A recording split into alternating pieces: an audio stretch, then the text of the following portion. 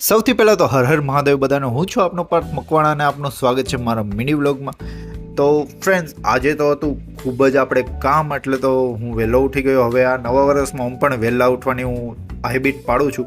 તો ઉઠીને કામ માટે નીકળવા પહેલાં મેં કીધું કે મહાદેવના દર્શન કરતા જઈએ. તો મારા મમ્મી ભાઈ આવ્યા હતા દર્શન કરવા માટે, તો અમે ત્યાં બેસીને પૂજા કરી. તો મહાદેવની પૂજા કરી ત્યારબાદ હું નીકળી પડ્યો મારા કામ તરફ.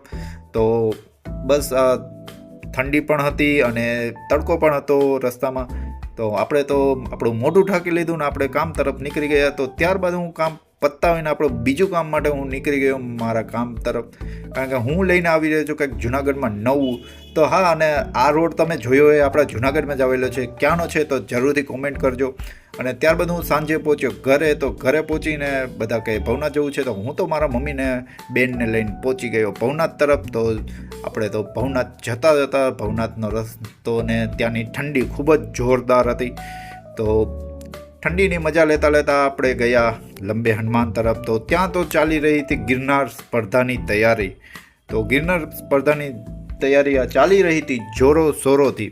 તો અમે જોઈ કે તૈયારી, અને ત્યાં તો ખૂબ જ યાત્રિકો પણ ખૂબ જ જોરદાર આવેલા હતા. ખૂબ જ ભીડ હતી સારી એવી.